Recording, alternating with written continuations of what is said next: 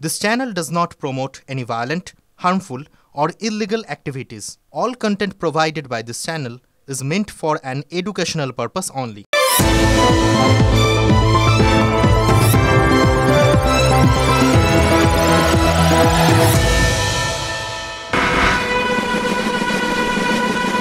ভাগ করো আর শাসন করো,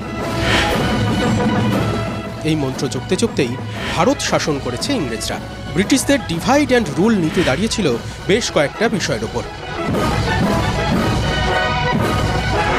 শিক্ষিত ও নিরক্ষর শ্রেণীর মধ্যে বিভাজন, হিন্দু ও মুসলিম সম্প্রদায়ের মধ্যে বিভাজন, ধর্মের ভিত্তিতে 1905 সালে বঙ্গভঙ্গের প্রস্তাব, কংগ্রেস ভেঙে 1906 সালে মুসলিম লীগ তৈরিতে মদত, হিন্দু সমাজের মধ্যে জাতপাতের লড়াই আরও খুঁচিয়ে দেওয়া এবং বিপ্লবীদের শায়েস্তা করতে তাদের দুষ্কৃতি বলে প্রচার, এই সমস্ত কিছুই করেছিল ব্রিটিশরা। তখন 1930 সাল। ইংল্যান্ডের রাজা তখন পঞ্চম জর্জ, আর ব্রিটিশ প্রধানমন্ত্রী তখন র্যামসে ম্যাকডোনাল্ড। 1930 সালের 12ই নভেম্বর লন্ডনে বসে প্রথম গোলটেবিল বৈঠক। জিন্নার অনুরোধে বৈঠক ডেকেছিলেন র্যামসে ম্যাকডোনাল্ড। ভারতীয়দের মধ্যে অবিশ্বাস তৈরি করাই ছিল ব্রিটিশদের উদ্দেশ্য। ভারতীয় রাজাদের স্বায়ত্ত শাসনের টোপ দেয় ইংরেজরা। ধর্মের ভিত্তিতে পৃথক নির্বাচনের টোপ দেওয়া হয় জিন্নাকে। কংগ্রেস প্রথম গোলটেবিল বৈঠক বয়কট করায় বৈঠক ভেস্তে যায়।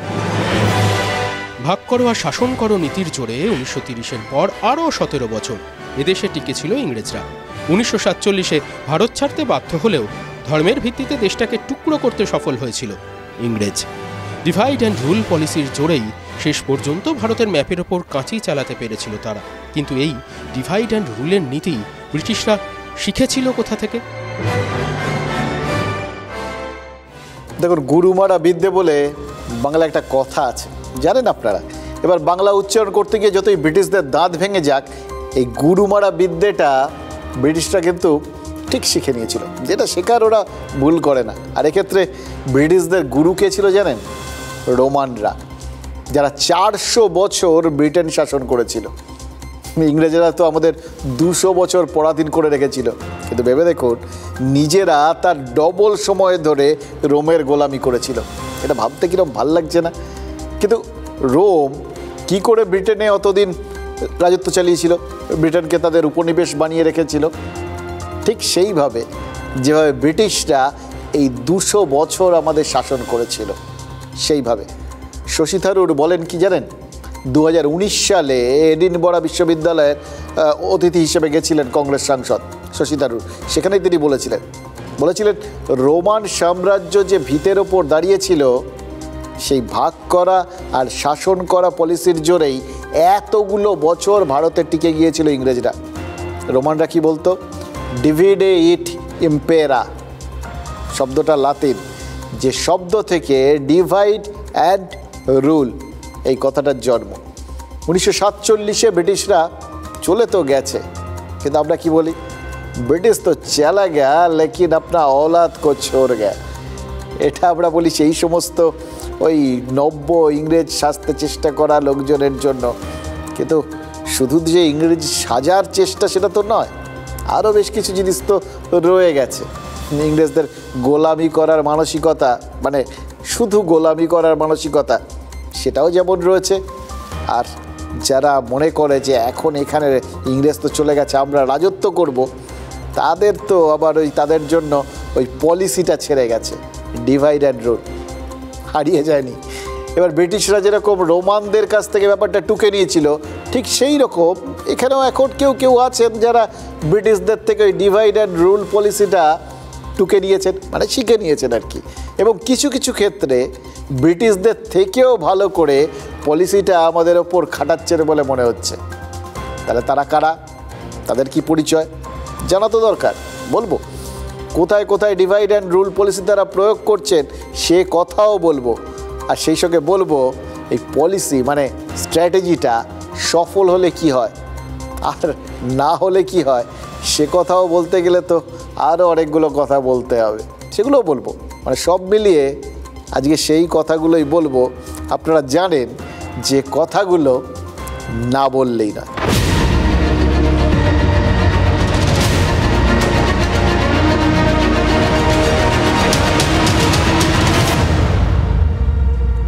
দেখুন, ব্রিটিশরা ডিভাইড অ্যান্ড রুল শুরু করেছিল গত শতাব্দীর ওই 3-এর দশকে। 1.5 দশক পরে ব্রিটিশের রুল রইল না, কিন্তু দেশটা ডিভাইডেড হয়ে গেল, ভেঙে গেল, দ্বিজাতি তত্ত্ব জিতে গেল। আর তারপর ওই বেড়াল বলে মাছ খাবো না, আঁশ ছোবো না, কাশি যাব। এটাই তো হলো। মানে বেড়ালকে কথা বলতে শুনেছেন কেউ? শোনেননি? 1947 সালের 14ই আগস্ট গোটা বিশ্ব দেখেছিল বেড়াল তপস্বী কেমন দেখতে হয়, কেমন করে কথা বলে। আপনারা সেটা জেনে যাবেন যদি তার কথা আপনারাও শোনেন। ভালো ভালো কথা। মোহাম্মদ আলী জিন্নাহ কি বললেন তিনি? তোমরা স্বাধীন। নেহেরুও তো বলেছিলেন আমরা স্বাধীন। তফাৎ আছে। তফাৎটা এখানেই, যিনি দ্বিজাতি তত্ত্বের ভিত্তিতে দেশভাগ করলেন, ডিরেক্ট অ্যাকশনের ডাক দিয়ে কলকাতা রক্তাক্ত করলেন, সেই জিন্নাহ তার প্রথম ভাষণে বলছেন যে পাকিস্তানের সবাই স্বাধীন এবং যে যার খুশি মতো মসজিদ বা মন্দিরে যেতে পারে, তাই নিয়ে সরকারের কিছু আসে যায় না। জিন্নাহর সেই বক্তৃতা আজকে আলোচ্য নয়, কিন্তু জিন্নাহর ওই বক্তৃতাকে কোট করেই 2005-এ বিতর্কে জড়িয়েছিলেন লাল কৃষ্ণ আদবানি। সংঘ পরিবার বিজয় চটে গেছিল, কিন্তু আজ আদবানিকে নিয়েও আলোচনা করতে বসিনি। জিন্নাহ মন্ত্রিসভার যে একমাত্র হিন্দু সদস্য ছিলেন, তাকে নিয়ে আজকে কথা এগোবো। যোগেন্দ্রনাথ মণ্ডল, তিনি তপশিলি জাতিভুক্ত ছিলেন, বরিশালে জন্ম। অনগ্রসরদের রাজনীতি করে কার্যত ওয়ান ম্যান আর্মি হিসেবে তার উত্থান। দেশভাগের পর পাকিস্তানে চলে গেছিলেন, পাকিস্তানের আইন আর শ্রমমন্ত্রী ছিলেন। তার মানে জিন্নাহ তখনকার হিন্দু সমাজে ডিভাইড অ্যান্ড রুল করতে সক্ষম শুধু হননি, ভবিষ্যতে অনেককে রাস্তাও দেখিয়েছিলেন। এই যোগেনচন্দ্র মণ্ডলের কিছুদিনের জন্যও তো মনে হয়েছিল হিন্দু সমাজে তার মতো দলিতের স্থান নেই। একই কথা তো মনে হয়েছিল ভারতের সংবিধান প্রণেতা B.R. আম্বেদকরের। কিন্তু ভবিতব্য দুজনের এক হয়নি। আম্বেদকর ভারতে পূজিত, আর যোগেন্দ্রনাথ তিনি পাকিস্তানে টিকতে পারেননি।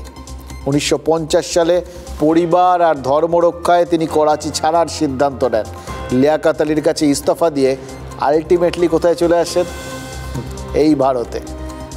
দেখুন, ঠাকুর বাড়ির মমতা বালা ঠাকুর আর শান্তনু ঠাকুর, এই দুজন কি যোগেন্দ্রনাথের নাম জানেন? তারা কি জানেন যোগেন্দ্রনাথ অবিভক্ত ভারতে প্রথম নমশূদ্র জনপ্রতিনিধি ছিলেন? না জানলেও কিছু এসে যায় না, কারণ বর্তমান ভারতীয় সমাজে যোগেন্দ্রনাথের ভাবনা চিন্তার কোনো রাজনৈতিক মূল্য জাস্ট নেই।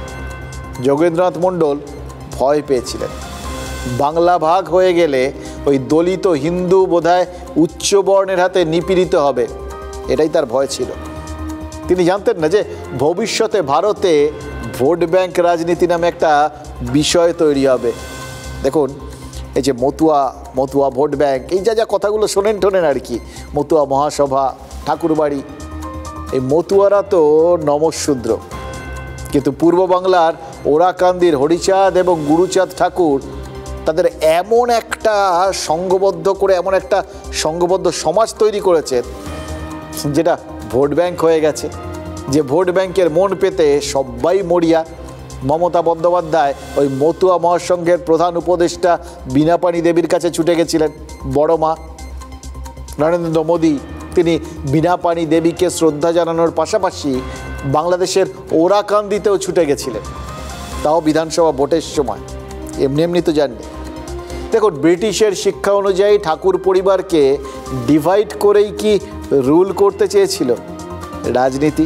এবার রাজনীতিটা কোট আন কোট রাজনীতি মানে এক্ষেত্রে আপনারা বিজেপি এবং তৃণমূল দুটো আলাদা আলাদাভাবেও ধরতে পারেন, দুটো একসাথেও ধরতে পারেন।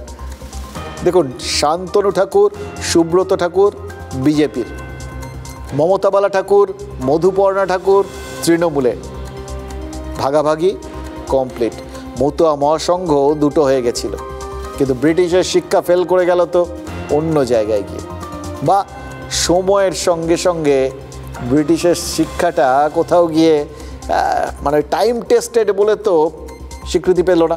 মানে এটা যদি না পেয়ে থাকে, সংশয় আছে, সব কিছু নিয়ে একটা আলটিমেট কথা বলার সময় যে এসে গেছে এরকম বলছি না, কিন্তু আজকের দিনে দাঁড়িয়ে কোথাও গিয়ে তো মনে হবে যে ব্রিটিশকে আমরা কোথাও হলেও একটু অপ্রাসঙ্গিক প্রমাণ করতে পারলাম। দেখুন, বারুণী মেলার ক্ষেত্রে ইউনাইট অ্যান্ড রুল থিওরি সেটা তো নতুন করে লেখা হচ্ছে, আমরা তো তাই দেখছি। এবং কারা লিখছেন? মতুয়া মহাসংঘের এই দ্বিখণ্ডিত মানে যারা কর্ণধার, তারা মতুয়া সমাজকে রুল করতে মমতা বালা ঠাকুর আর শান্তনু ঠাকুর তারা কি করলেন দেখছেন না? হাত মিলিয়ে নিলেন। দেখুন, কাল ঠাকুরবাড়ির কামনা পুকুরে ডুব দেবেন ধর্মপ্রাণ মতুয়ারা, এটা তাদের কাছে ওই কুম্ভে ডুব দেওয়ার মতো সমান পুণ্য। সে উপলক্ষে বারুণী মেলার আয়োজনটা কে করবে? সেটা নিয়ে জেলা পরিষদ থেকে হাইকোর্ট, দুই শিবিরে বিস্তর লড়াই হয়েছিল। হাইকোর্ট মমতা বালার পক্ষেই রায় দিয়েছে, কিন্তু তারপরেও কি দেখলাম আমরা? শান্তনু ঠাকুরও সেই হাইকোর্টের রায়টা কি অদ্ভুতভাবে মেনে নিতে বাধ্য। কিন্তু আত্মিকভাবে মমতা বালার সঙ্গে মিলে মেলার আয়োজনে সায় দিয়ে ফেলাটা সেটা তো নজর কাটছে। তিনি তো কম লড়েননি। নবজোয়ার যাত্রায় অভিষেক বন্দ্যোপাধ্যায়কে ঠাকুর মন্দিরে ঢুকতে দেননি, বীণাপাণি দেবীর ঘরে তালা দিয়ে দিয়েছিলেন, যার সামনে ধর্নায় বসেছিলেন মমতা বালা আর তার মেয়ে মধুপর্ণা। সেই শান্তনু ঠাকুর, যিনি এতদিন রণংদেহী ছিলেন, হঠাৎ করে এরকম শান্তিকামী কেন হয়ে গেলেন? কেন? ওই যে বললাম, মতুয়া সমাজের সময়ের দাবিটাই হচ্ছে unite and rule, divide and rule.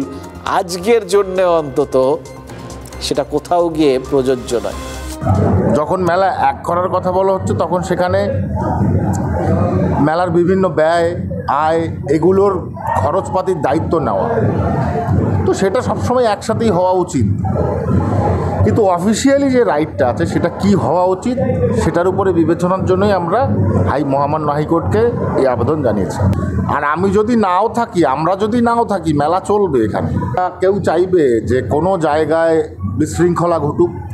মানুষ সেটাই চায়।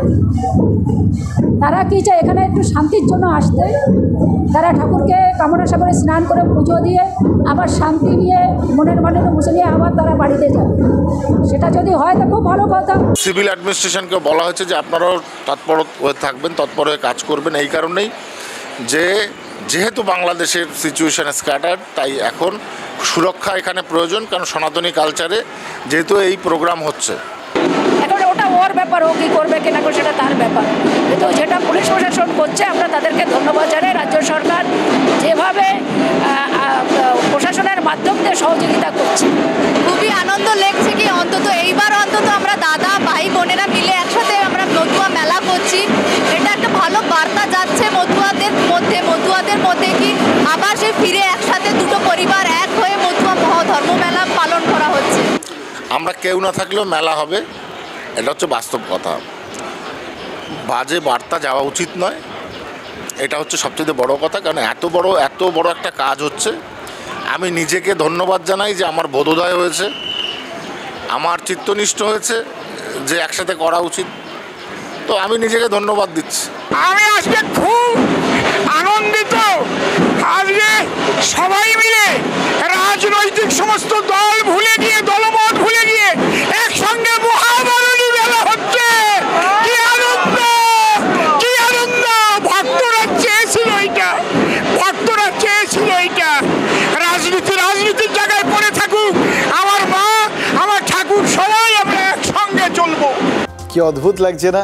মনে হচ্ছে একটা মহামিলন ক্ষেত্র।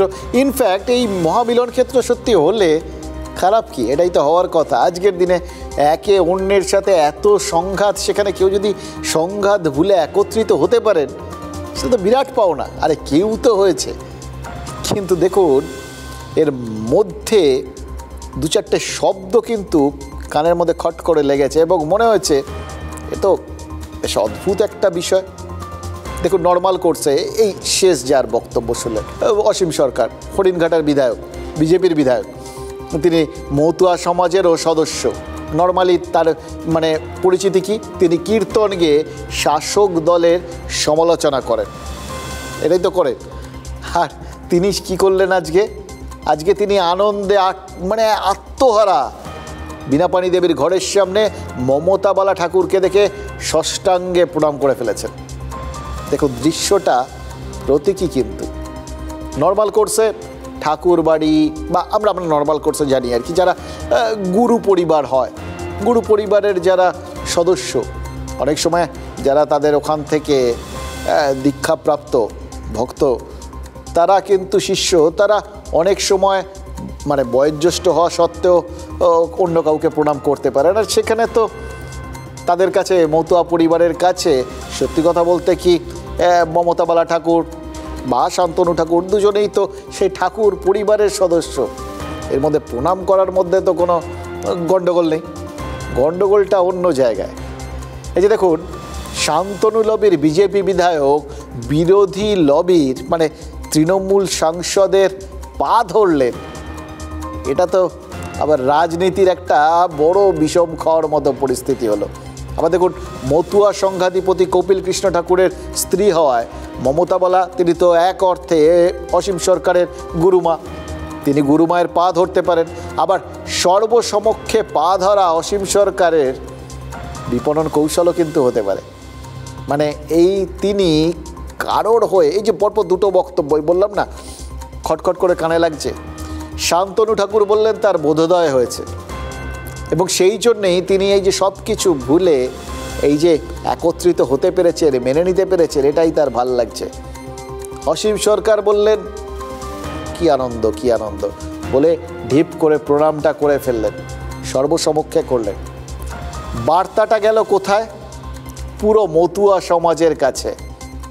এরা আর যাই করুন, রাজনৈতিকভাবে যে যেখানেই থাকুন, কিন্তু আসলে তাদের সঙ্গে আছেন, তাদের যেখানটা সূত্রপাত সেই ঠাকুর পরিবারের মধ্যেই রয়েছে, এখানটায় কোনো গণ্ডগোল নেই, তারা নিজেদের লোক। ফলে এই যে এই বার্তাটা কার, এরপর কি বাকিটা ব্যক্তিগত, কোন রাজনৈতিক দলের হয়ে কে দাঁড়াবেন সেইটাকে মানুষজন বিচার করে তারা সিদ্ধান্ত নেবেন।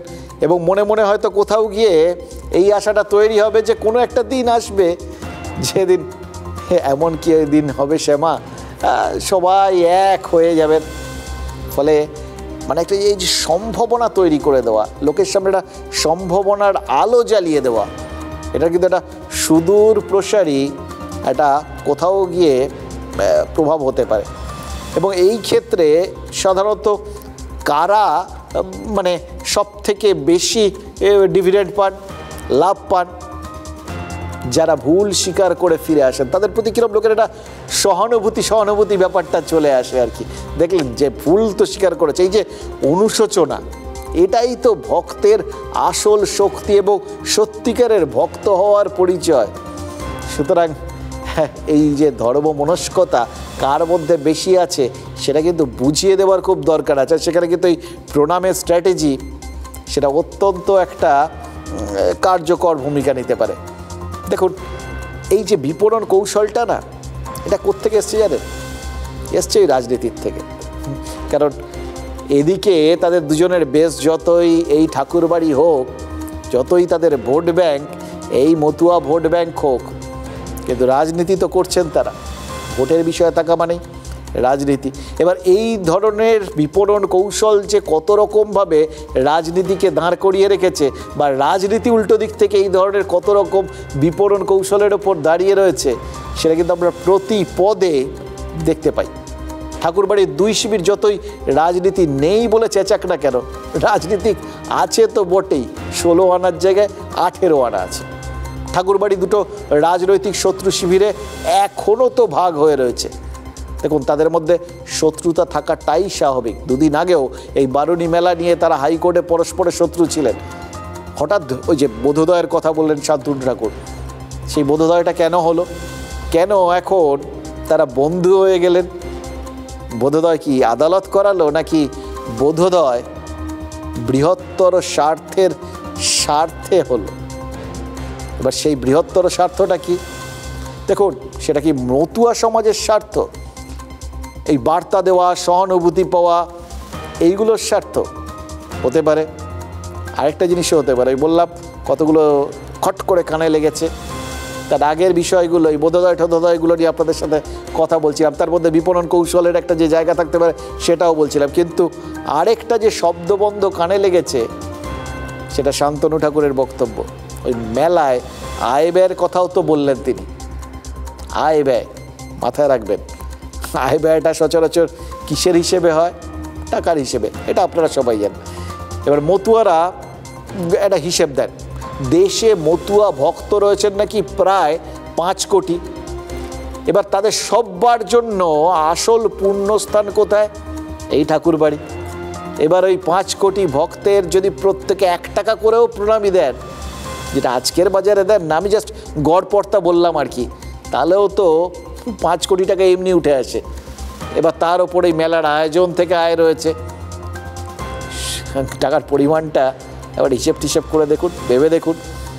আরেকটা জিনিস মনে রাখবেন, টাকা এমন একটা জিনিস না, সব শত্রুতা ভুলিয়ে দেয়, জানেন তো। এরকম অদ্ভুত জিনিস সিরিয়াসলি আর দেখা যায় না। একই অঙ্গে যে এরকম উল্টো উল্টো রূপ থাকে, এই টাকার জন্য অসংখ্য মানুষ নিজেদের সম্পর্ক ভুলে যায়, শত্রু হয়ে যায়। আবার এই টাকার জন্য মাঝে মধ্যে লোকজন শত্রুতা ভুলে আবার একত্রিত হয়ে যায়, এটাও তো ঘটনা। সবুজ বিপ্লবের পর পাঞ্জাবের চাষিরা তো এ ব্যাপারে পথ দেখিয়েছেন, আপনাদের মনে আছে? তারা আগে কি করতেন? নিজের জমি, আমার জমি, আমি চাষ করব, জল নেই, যা আছে তাই খাবো, তাই করতে গিয়ে কি অবস্থা ছিল। কিন্তু তারপর তারা কি করলেন? জমি জুড়ে একসঙ্গে চাষ করে ওই যদি জল আনার ব্যবস্থা করা যায় এবং তারপর তার থেকে যে সবুজ ফসল উঠবে সেটা যদি ভাগ করে নেওয়া যায় তাহলে লাভ অনেক বেশি। এটা তো তারা এই আসল মন্ত্রটা তারা শিখে গেছিলেন। আর তারপর দেখুন পাঞ্জাবে সবুজ বিপ্লব। তাহলে আখেরে একটুখানি লাভবান হওয়ার জন্য এক হওয়াটা একটা কৌশলও হতে পারে, কিন্তু আর যদি আরও একটা কারণ হয়, মানে লাভটা যদি ক্ষতিতে বদলে যাওয়ার সম্ভাবনা থাকে, সেই জন্যও কি কেউ একত্রিত হতে পারে? ক্ষতির সম্ভাবনায় এক হতে পারে কখন জানেন? যদি তৃতীয় কোনো পক্ষের উদয় হয়, আর তারই খোঁজ পেয়েছি আমরা। দেখুন, বীণাপাণি দেবী ছিলেন মতুয়া মহাসংঘের প্রধান উপদেষ্টা, বড়মা। এবার বড়মার মৃত্যুর পর তার 2 সন্তানের পরিবারে ক্ষমতার দ্বন্দ্ব দেখেছি আমরা, কিন্তু কোনো ছোটো মা থাকতে পারে সেটা ভেবে দেখেছি কি? ছোটো মা তো আছেন। বাংলাদেশের ওরাকান্দিতে মতুয়াদের শিকড়, সেখানেই তো আন্তর্জাতিক মতুয়া সংগঠনের মূল ভিত্তি, সেখানেই রয়েছেন ছোটো মা সীমা দেবী। তিনি গত ডিসেম্বরে ভারতে এসেছিলেন। হাবড়ার কাশীপুরের মাঠে ওই নমশূদ্র মতুয়াদের আন্তর্জাতিক সম্মেলন হয়েছিল। এই সীমা দেবী তো সম্মানে বড় মাঠ ঠিক পরেই, মানে মমতা বালা এবং শান্তনু ঠাকুরের থেকেও তিনি মতুয়াদের কাছে কিন্তু অনেক উঁচুতে অবস্থান করেন। তিনি ডাকলে মতুয়া সমাজ তো সেদিকেই ছুটবে। তার আবির্ভাবের সম্ভাবনা দেখেই কি এই তৃতীয় পক্ষের আবির্ভাবের সম্ভাবনাটা অনেক জোরদার হয়েছে। আর এই সম্ভাব্য তৃতীয় পক্ষের একটা আবির্ভাব হতে পারে ভেবেই কি গড় রক্ষায় একজোট হয়ে মেলা করছেন শান্তনু আর মমতা বালা। তাহলে বুঝতে পারছেন, তাদের ক্ষেত্রে ইউনাইট অ্যান্ড রুল, একত্রিত হও এবং শাসন করো, সোজা কথায় নিজেদের জায়গাটা বজায় রাখো। এটা কোন দিক থেকে হচ্ছে আর কোন আশা আর আশঙ্কার ভিত্তিতে হচ্ছে, ক্লিয়ার হলো তো? আর তৃণমূলের ক্ষেত্রে কিন্তু সেই British rule, divide and rule. দেখুন, সীমা দেবীর সভার আয়োজনেও তো তৃণমূলের নেতাদের দেখা গেছে, তন্ময় ঘোষ ছিলেন। এবার দেখুন, জাতীয় তো বটেই, আন্তর্জাতিক সমাজের মনোজয়েও এগিয়েছিল তো সেই তৃণমূলই। 26-এর বিধানসভা নির্বাচনের আগে মতুয়া সমাজের তৃতীয় ফ্রন্টের সঙ্গে যোগাযোগ করে ফেলছে কি এই রাজ্যের শাসক দল। ভাবছেন তো এটা কী রকম হলো? আরে শাসক দলের সঙ্গে তো মমতা বালা ঠাকুর রয়েছেন, তিনি সাংসদ, তাদের দলের বিধায়ক মধুপর্ণা ঠাকুর। তা নিজেদের যখন ওখানে যে দুটো এক্সিস্টিং গোষ্ঠী রয়েছে তার মধ্যে একটা যখন তাদের, এবং তারা যখন সাম্প্রতিককালে যথেষ্ট ভালো জায়গায় রয়েছে, তাহলে হঠাৎ করে তৃতীয় পক্ষের কেন? নিজেদের ভোট কেউ ভাগাভাগি করিয়ে দেয় নাকি? করাতে পারে যদি কোথাও গিয়ে মনে হয় যে এই দুপক্ষের থেকে হঠাৎ করে তৃতীয় পক্ষ শক্তিশালী হয়ে যেতে পারে। এটার আরেকটা ফল আছে জানেন তো, এটা কর্পোরেটে মাঝে মাঝে হয়। মানে ধরুন কাউকে আপনি ক্ষমতা দিলেন, কিন্তু তার পাশাপাশি আরেকজনকেও খানিকটা ক্ষমতা দিয়ে রেখে দিলেন, যাতে সারাক্ষণ মাথায় থাকতে হয় যে আরে এই পরে যে রয়েছে সে তো যে কোনো সময় আমাকে সরিয়ে বসে যেতে পারে। ফলে মোদ্দা কথা হচ্ছে একটু চাপে রাখা। শাসক দল কি এই চাপে রাখার থিওরিতে চলছে এখন? এটা কিন্তু কয়েকদিন আগে আমরা আরেকটা জায়গায় দেখেছি, সেখানেও এরকম একটা ধর্মীয় পরিমণ্ডল রয়েছে, সেখানেও বেশ ধর্ম এবং মানুষের বিশ্বাস এবং ভক্তি। কার কথা বলছি বুঝতে পারছেন? ফুরফুরা শরীফ দেখেননি সেখানে গত কয়েকদিন ধরে কি চলছে? মমতা বন্দ্যোপাধ্যায় কয়েকদিন আগে প্রায় 10 বছর পর ফুরফুরা শরীফে গেছিলেন, দেখেছিলেন সেটা। তাকে নিয়ে পীরজাদাদের উচ্ছ্বাস বাঁধন ছাড়া ছিল, বলা যাবে কি? বলা যাবে না। ফুরফুরায় ইব্রাহিম, আব্বাস, নওশাদ সিদ্দিকিরা তারা তো এমনিই তৃণমূল বিরোধী, এটা সবাই জানেন, কিন্তু তহা সিদ্দিকি তিনি তৃণমূল ঘনিষ্ঠ। কিন্তু ইদানিং তৃণমূলের কাছাকাছি কাকে দেখা গেল? কাসেম সিদ্দিকিকে, আরেক পীরজাদা। এবার এখানেই প্রশ্ন, কাসেম সিদ্দিকি তিনি কি আসলে সেই তৃতীয় পক্ষ? পতি পত্নী আর ওই যে ত্রিকোণ প্রেমের একটা গল্প হয় না, সেখান থেকেই যাবতীয় জটিলতা তৈরি হয়। এবং সবার মধ্যে যেটা সব থেকে বেশি কাজ করে সেটা হচ্ছে অনিশ্চয়তা, শঙ্কা। কি হয় ভাব, এ উঠে যাবে না এ উঠে যাবে। দেখুন তহা তৃণমূলের দিকে, বাকি নওশাদ, আব্বাস, ইব্রাহিম এরা বিরোধী দিকে, এটা তো পরিষ্কার ছিল। কিন্তু তহা নির্ভরতা কি কাটিয়ে ফেলতে চাইছে তৃণমূল? এই যে সাম্প্রতিককালে তহা যে একটু বেসুরে বাজছিলেন, সেটা বুঝেই কি ওই ফুরফুরা শরীফের তৃতীয় ফ্রন্ট খোলার সিদ্ধান্ত নিয়ে ফেলেছে তৃণমূল? এটাও তো একটা প্রশ্ন।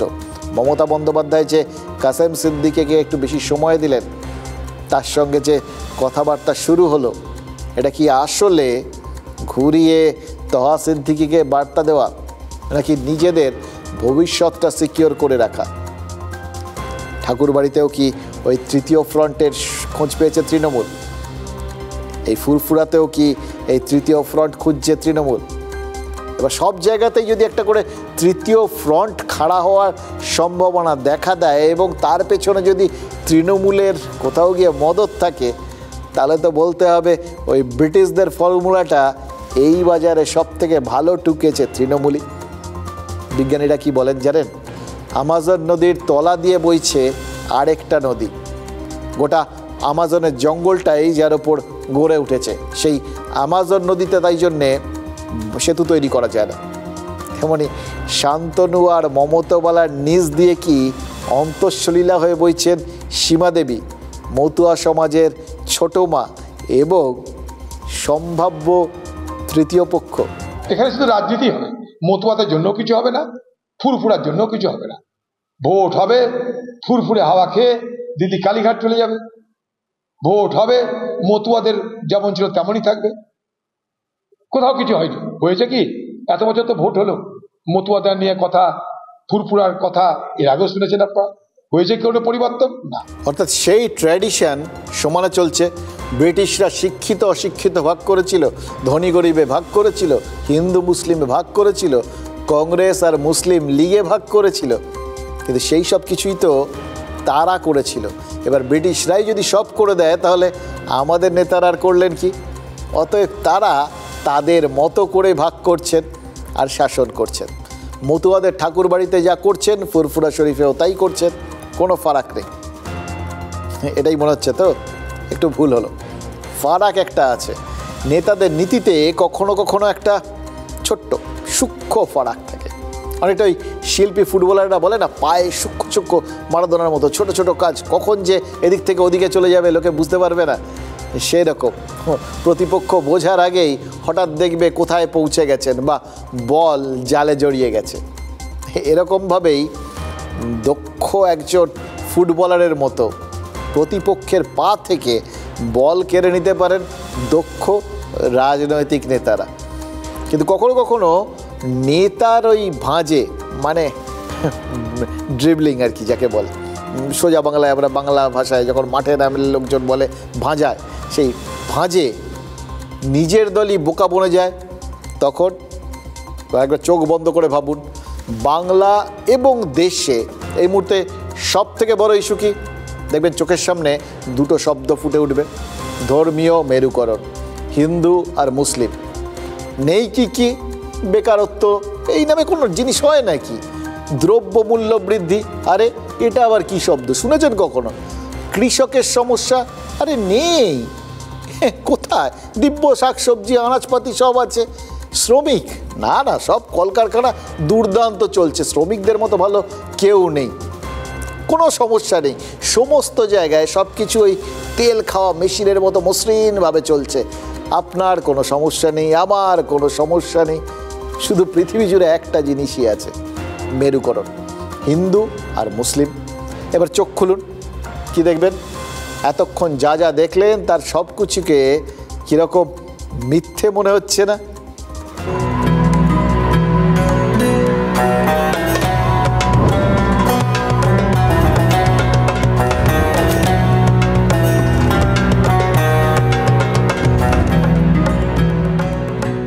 চমকে গেলেন তো? চমকে সবাই গেছে। হিন্দুরা ডিভাইড হয়ে আছে এটা বলে বাংলার হিন্দু ভোটকে একত্রিত করতে চাইছেন শুভেন্দু অধিকারীরা। কেন চাইছেন সেটাও তো পরিষ্কার। যত বেশি হিন্দু ভোট একত্রিত করার চেষ্টা হবে, ততই উল্টো দিকের মুসলিম ভোটটাও একজোট হবে। অর্থাৎ দুদিকের ভোটই সমানে সমানে ভাগ হওয়ার একটা চান্স তৈরি হবে। একদিকে হিন্দু ভোট, আরেকদিকে মুসলিম ভোট। মাঝামাঝি আর কি থাকবে? কিচ্ছু না। তাতে কি হবে? যাদের সংখ্যা বেশি, যেখানে সংখ্যা বেশি তারা সেখানে জিতবেন। কিন্তু ভাগাভাগিটা কোথায় হবে? যারা যে ধর্মের লোকজনকে রিপ্রেজেন্ট করবেন তাদের ওখানে সেই দলের ভোট যাবে। এটাই তো পরিষ্কার। যার ভিত্তিতে বিজেপি বলে যে ওই তারা হিন্দুদের প্রতিনিধি, হিন্দুত্ব তাদের আসল লক্ষ্য, এবং সেই জায়গাটায় দাঁড়িয়ে তারা নর্মালি কি চাইছে? এই মুহূর্তে শুভেন্দু অধিকারীরা চাইছে যে এখানে যত হিন্দু ভোট রয়েছে তার 5% হিন্দু ভোটকে আর নিজেদের দিকে নিয়ে আসা, তাহলেই তাদের কেল্লা ফতে হয়ে যাবে। কারণ হিন্দুরা এখানে সংখ্যাগুরু, সেই সংখ্যাগুরু ভোটের 5% এলেই তারা সংখ্যাগুরু বিধানসভায় আসন সংখ্যার ভিত্তিতে।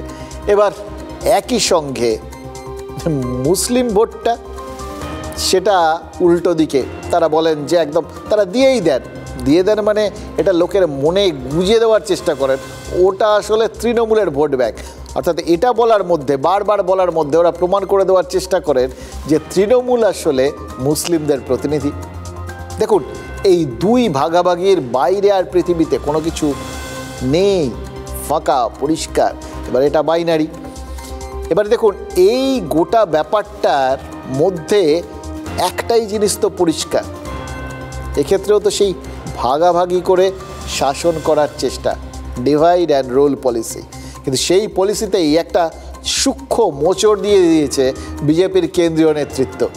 যে মোচড়টা, মানে ভাঁজটা, বাংলার বিজেপির ক্ষেত্রে শাঁখের করাত হতে পারে। আবার তারা যত এ ব্যাপারে ওই খাবো না উগরাবো এরকম একটা দ্বন্দ্বে ভুগতে শুরু করবেন, পেছন থেকে হয়তো এই অঙ্কটা কষা হয়ে যাবে। এপাশ থেকে 5% যদি এদিক থেকে ওদিকে না আসে, মানে একত্রিত না হয় হিন্দু ভোটের, যেটা শুভেন্দু অধিকারীরা চাইছেন, তাহলে তারা যতই চমকে যান, যতই তারা কেন্দ্র নেতৃত্বের এই ভাঁজে উল্টে পড়ুন, কিন্তু যদি কোনোভাবে ওই সংখ্যা লঘু ভোটের মধ্যে একটু বিভাজন ঘটানোর চেষ্টা করা হয়, বা যদি করানো সম্ভব হয়, মানে এক্ষেত্রে তারা যেহেতু নিজেদের এই দুটো দল ছাড়া বা দুটো পক্ষ ছাড়া আর কিছু পৃথিবীতে দেখতেই পান না, সুতরাং ওপাশ থেকে সংখ্যালঘু ভোটের কিছুটাও যদি নিয়ে আসতে পারে, তাহলে এই সংখ্যাগুরু ভোটের 5% বদলে আরেকটু কম একত্রিত হলেও তারা সেই একইভাবে কেল্লাফতে করে দেবেন। একটা ভোটের সূক্ষ্ম অঙ্কে ওই ডিভাইড অ্যান্ড রুল পলিসিরও একটা নতুন আধুনিকতম ভার্সান সবার সামনে নিয়ে এসছে বিজেপির কেন্দ্রীয় নেতৃত্ব। সওগাত ও মোদি এই নামে বিজেপির সংখ্যালঘু সেল একটা কর্মসূচি নিয়েছে। এর মাধ্যমে কি হচ্ছে, সংখ্যালঘুদের কাছে প্রধানমন্ত্রী নরেন্দ্র মোদীর তরফ থেকে উপহার পৌঁছে দেওয়া হবে। সামনে ঈদ, তাই জন্যেই এই উপহার। এবার এই সংখ্যালঘু কারা? আপাত দৃষ্টিতে এই তালিকায় শিখ, খ্রিস্টান, মুসলিম সবাই রয়েছেন, কিন্তু এক্ষেত্রে লক্ষ্য করা, বললাম সামনে ঈদ, সুতরাং যারা এই সংখ্যালঘুদের মধ্যে সংখ্যাগুরু সেই মুসলিমরাই লক্ষ্য। তাদের জন্য নরেন্দ্র মোদীর দেওয়া উপহারের প্যাকেটে থাকছে কাজু, আখরোট, কুর্তা পাজামার মতো সামগ্রী। টার্গেটটা খুব পরিষ্কার, দেশের অন্তত 32 লক্ষ সংখ্যালঘু পরিবারের মন জেতা। খেয়াল করে দেখুন, দেশের 32 লক্ষ সংখ্যালঘু পরিবার, তারা গোটা দেশে ছড়িয়ে রয়েছেন। বাংলা কি দেশের বাইরে? মোটেও না। এবার বাংলার বিজেপি কি জাতীয় বিজেপির বাইরে? এটাও তো একদমই না। তাহলে শুভেন্দু অধিকারীরা যেখানে বলছেন তাদের ওই মুসলিম ভোট দরকারই নেই, সেখানে বঙ্গ বিজেপির হাত দিয়ে কিভাবে মুসলিমদের হাতে উপহার তুলে দেওয়া হবে? এখন মনে মনে কল্পনা করে দেখুন তো। এদিকে বলছেন দুদিন আগের থেকে যা যা বলেছেন মুসলিমদের সম্পর্কে শুভেন্দু অধিকারী, সেগুলো ভুলে গিয়ে ঢোক গিলতে গিলতে নিজের হাতে ওই দরিদ্র মুসলিমদের হাতে উপহার তুলে দিচ্ছেন। দেখুন, এমনিতে এটা সত্যি কথা বলতে কি কোনো অকল্পনীয় ব্যাপারই নয়, এটা হওয়াটাই স্বাভাবিক। কিন্তু তারপরেও কল্পনাটা যখন করতে যাবেন খানিকটা ধাক্কা তো খেতেই হবে, কারণ এই মেরুকরণটা। এবার আপনি ভাবছেন হঠাৎ করে বিজেপি এরকম কর্মসূচি নিল কেন? একবার একটু ওই মতুয়া সমাজের দিকে চোখ ফেরান তো। ঠিক যে কারণে ওই হেরে গেছেন, মানে আদালতের রায়ে ওই বারুণী মেলার দায়িত্ব মমতা বালার হাতে চলে যাওয়ার পর কোথাও গিয়ে একটা বোধোদয় হয়েছে, এরকম একটা পরিস্থিতির সৃষ্টি করেছেন শান্তনু ঠাকুর। এবং সেটা বলে মনটা ওই যারা ভেবেছিলেন যে ও আদালত বলে দিল, তাহলে তার মানে ওরা সত্যি মতুয়াদের কেউ নয় বা উপরের দিকে কেউ নয়, এরকম একটা ভাবার মতো জায়গায় পৌঁছচ্ছিল, তাদের আবার কাছে টেনে নিলেন। কারণ বিভাজন যেটা, সেটাকেই তো মিলিয়ে দিলেন। বিভাজন নেই মানে তারাও তো রয়েছেন তার ওখানে, একই রকম যা ছিলেন তাই আছে, কোথাও কোনো সমস্যা নেই। ঠিক একইভাবে কেন্দ্রীয় বিজেপি কি মানে সামনে বঙ্গ বিজেপি যাই করুক, সেই বঙ্গ বিজেপিকে অপ্রস্তুত করে দিয়েও তাদের স্বার্থেই আরও বড় চাল চেলে দিল। দেখুন, 26-এ বাংলায় বিধানসভা ভোট আছে, এর ফলে বাংলার বিজেপি নেতারা যে অস্বস্তিতে পড়বেন, এটা কি বিজেপির কেন্দ্রীয় নেতৃত্ব ভেবে দেখেনি? ভেবেছেন তো বটে, কিন্তু তারপরেও তারা অঙ্ক কষেছে। আলটিমেটলি তাতে লাভের অঙ্কটা এই তারা হয়তো দেখতে পেয়েছেন, আর সেই জন্যেই একটা ওই সূক্ষ্ম ডিভাইড অ্যান্ড রুল পলিসি খেলেছে নিজেদের সঙ্গে বঙ্গ বিজেপির। এই সব জায়গাতে বললাম, দেখুন কত রকম একটা পলিসি, সেটা কত রকমভাবে ব্যাখ্যা করা যায় এবং ব্যবহার করা যায়। অনেকটা ওই a+b² ফর্মুলার মতো, a² + 2ab + b² বলতে পারেন, এটাই তো চেনা রূপ। আবার a-b² + 4ab বলতে পারেন, এটা একটু ঘুরিয়ে ব্যবহার করা রূপ, একই জিনিস। দেখুন, ঈদের পরই সংসদে ওয়াক অফ বিল পেশ করতে কেন্দ্রীয় সরকার মরিয়া। এবার ওয়াক অফ বিলের মাধ্যমে বিজেপি সংখ্যালঘুদের ক্ষমতা কেড়ে নিতে চাইছে, এরকম একটা ন্যারেটিভ প্রচার করছে তৃণমূলের মতো বিরোধী দলগুলো। দেখেছেন আপনারা, কল্যাণ বন্দ্যোপাধ্যায় সেই নিয়ে সংসদীয় কমিটিতে কত চিৎকার চেঁচামেচি করতে গিয়ে হাত কেটে কুটে একার কাণ্ডঠাণ্ড করেছেন। এবার ওয়াক অফ নিয়ে বিরোধী এবং সংখ্যালঘু সমাজের মধ্যে একটা একতার ছবি তৈরি হতে যাচ্ছে। বিরোধীদের এই বক্তব্যটাকেই আসলে খণ্ডন করতে চাইছে বিজেপি। তারা বুঝিয়ে দিতে চাইছে সংখ্যালঘুদের প্রতি তাদের কতটা সৌজন্য রয়েছে, আর এইটা বুঝিয়ে দেওয়ার সঙ্গে সঙ্গেই তারা ওই বিরোধী ঐক্যে আঘাত হানতে চাইছে, মানে এক ঢিলে দুই পাখি মারতে চাইছে বিজেপি। দ্বিতীয়ত, বাংলার আগে চলতি বছরেই বিহারে ভোট রয়েছে, প্রায় 11 কোটির বিহারে অন্তত 20% মানে 2 কোটির কাছাকাছি মুসলমান রয়েছে। কেন্দ্রে বিজেপি এককভাবে ক্ষমতায় নেই, ক্ষমতার চেয়ারের একটা পায়া ওই বিহারে আটকে আছে নীতিশ কুমার। চেয়ারের একটা পা নড়বড় করলে এই চেয়ারটাই তো দুলে উঠবে।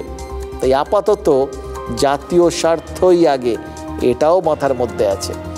বাংলার ভোট, বাংলার লাইন, ওগুলো খুব সূক্ষ্মভাবে সাপোর্ট পাচ্ছে, যেটা হয়তো এখানকার নেতারা বুঝতে পারছেন না। কিন্তু এই সাপোর্টটার থেকেও ওই বলে না বৃহত্তর স্বার্থে ক্ষুদ্রতর স্বার্থকে পরিহার, সেটা করার একটা ভাবনাও ওই ঈদের সওগাতের মধ্যে আছে।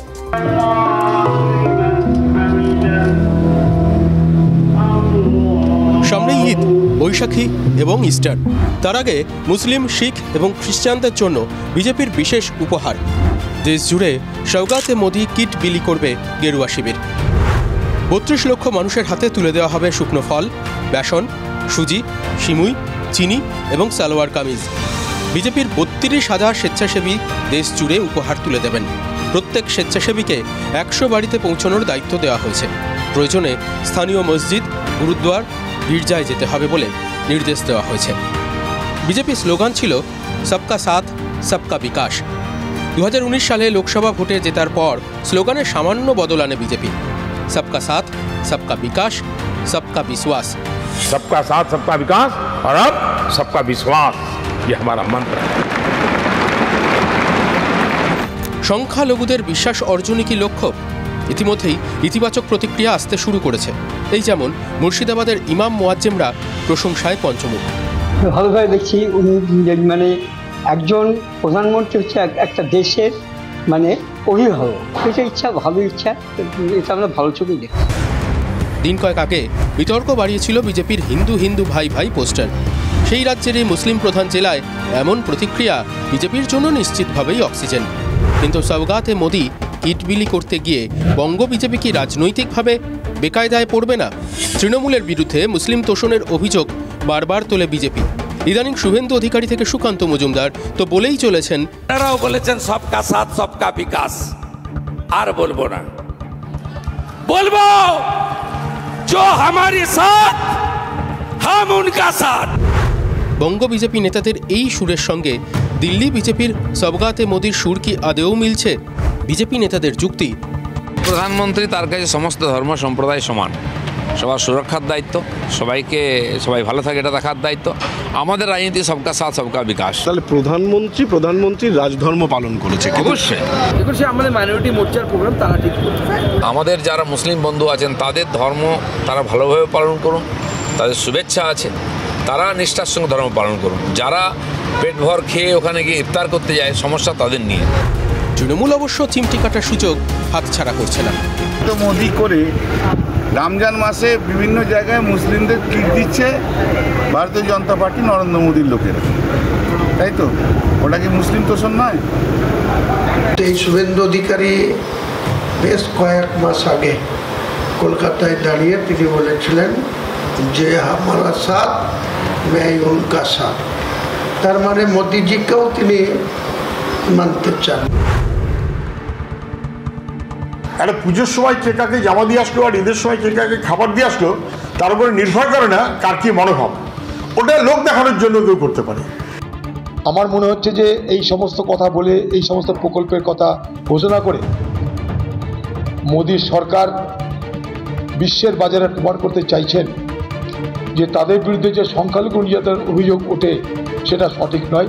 ঈদের আগে উপহার তুলে দেওয়ার পর কি মুসলিমদের নিয়ে রাজনৈতিক অবস্থান বদলাবে বাংলার বিজেপি, নাকি উপহার বনাম তোষণ চর্চা আরও চলবে? সওগাত মানে উপহার, আরও সহজ করে বললে ভেট। এবার সংখ্যালঘুদের জন্য প্রধানমন্ত্রীর উপহারটা যদি রাজ্য বিজেপি তাদের জন্য বিড়ম্বনার ভেট হিসেবে ধরলেও আপনি বুঝতে পারবেন না, আর ধরলেও তাদের কিছু করার নেই। কারণ শুভেন্দু অধিকারী বা সুকান্ত মজুমদার বা দিলীপ ঘোষরা সেটা নিজেদের মুখে স্বীকারই করবেন না।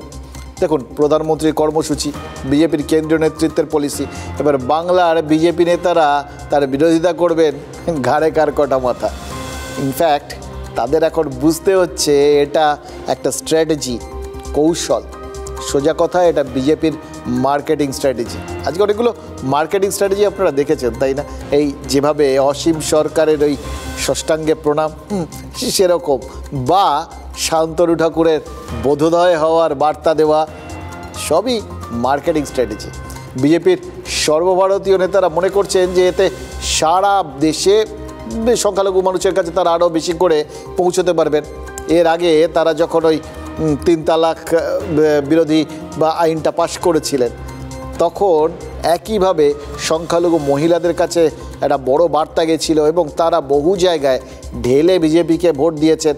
উত্তরপ্রদেশে তার ফল দেখা গেছিল, বহু সংখ্যালঘু অধ্যুষিত জায়গায় বিজেপির প্রার্থী প্রথমবারের মতো জিতে গেছিলেন।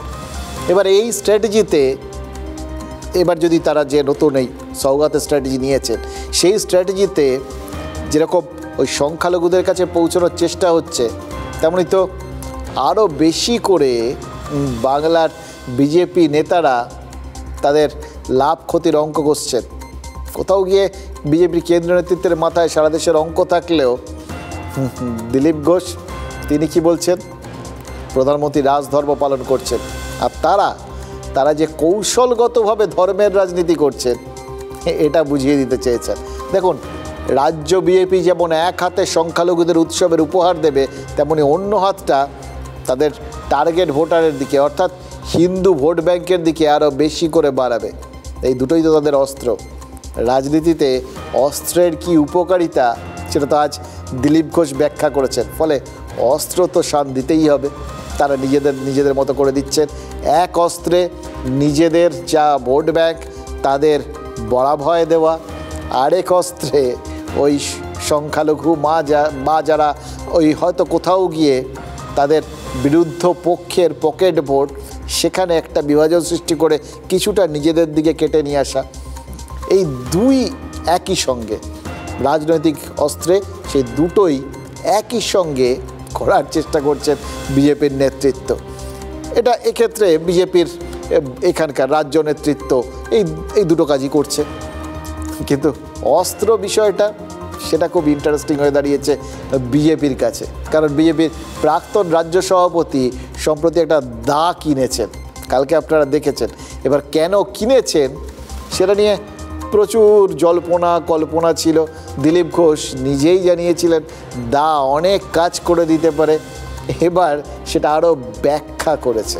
নারকেল দিয়েছে 1 বস্তা, আমার বাড়িতে দা নেই, তলোয়ার আছে, তলোয়ার দিয়ে তো আর নারকেল ভাঙা যায় না, তো একটা দা কিনলাম আমি। তা নিয়ে লোকের চিন্তা শুরু হয়ে গেছে, দিলীপ দার হাতে দা কেন? দাদার হাতেই তো দা থাকবে। দা, এই দা জিনিসটা আমরা অনেকে কাটারিও বলি আর কি। এটা আপনার আমার সবার বাড়িতেই আছে, না থাকলে আমরা যে কেউ ওই ডাব কাটার জন্য দা কিনতেই পারি। কিন্তু আমরা দা কিনলে কেউ ভয় পাবে কেন? ভয় পেলে তো এই ডাব টাবকে ভয় পেতে হবে যে তাদের কাটার জন্য আমরা দা কিনছি। কিন্তু দিলীপ ঘোষ কি বললেন? তিনি দা কিনেছেন বলে কেউ নাকি ভয় পাচ্ছে। তাহলে তো প্রশ্নটা পিছন চলেই আসবে, কারা ভয় পাচ্ছে? দেখুন, গত কদিন ধরে দিলীপ ঘোষের মধ্যে একটা পরিবর্তন এসেছে, জানেন তো? একটু খেয়াল করে দেখুন, দেখলেই দেখবেন আগের মতো ঠিক নেই, একটু অন্যরকম হয়ে গেছে। মানে দুটো টার্মে রাজ্য সভাপতি থাকার সময় তাকে ঠিক যেরকম মেঠো অথচ লড়াকু বেপরোয়া মনে হতো, ঠিক সেরকম মনে হতে শুরু করেছে না? খেয়াল করে দেখেছেন আপনারা না? দেখুন, একটু বদলে গেছেন। এবার দিলীপ ঘোষের কপালে আবার ওই বিজেপির দফতরে দলের রাজ্য সভাপতির চেয়ারটা লেখা হয়ে গেছে কিনা আমরা জানি না, কিন্তু তার কথাবার্তা চাল চলন এগুলোকে একটু ফলো করুন, মনে হবে তিনি প্রস্তুত। ভেতরে রিহার্সাল দিচ্ছেন চেয়ারটায় বসলে কিভাবে বসবেন। রাজ্য সভাপতি থাকাকালীন যেভাবে তৃণমূল কংগ্রেসের সাথে প্রত্যেকটা ইঞ্চি জমির জন্য লড়ে যেতেন, ঠিক একই কায়দায় লড়াইয়ের মহড়াটা দিলীপ ঘোষ কিন্তু নিতে শুরু করে দিয়েছেন। এবং যেহেতু ওই বলে না, প্রেম আর যুদ্ধে সমস্ত কিছুই ন্যায্য, everything is fair in love and war, এবং যেহেতু দিলীপ ঘোষ লড়াইয়ের ময়দানে ওই তৃণমূলের মহিলা কর্মীদেরও ছেড়ে কথা বলছেন না, সুতরাং বুঝতেই পারছেন যে গোটা বিষয়টা একটা অন্য মাত্রা পেতে শুরু করেছে। হ্যাঁ, সিরিয়াসলি যেটা করছেন সেটা নিয়ে তো চারপাশে বিভিন্ন রকম আলোচনা বিতর্ক সব তৈরি হয়ে গেছে।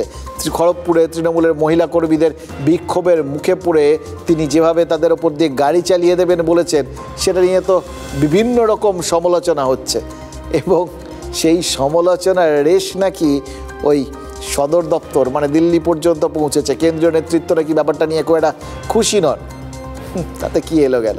দিলীপ ঘোষ আজ বলেছেন যে রোগে যে ওষুধ লাগে তিনি নাকি সেটাই প্রয়োগ করছেন। আমি সেদিন কটা পুতনাকে তাড়া করেছিলাম, বলেছিলাম গাড়ি চালিয়ে বুকের উপর দিয়ে, কি যে সেকুলারের খুব কষ্ট হয়েছে মেয়ে। উনি যদি নারী শক্তি, বাংলার নারী শক্তিকে যদি পুতনা টুতনা ইত্যাদি বলে থাকেন, তাহলে আমি বলবো যে এরকম পৌরাণিক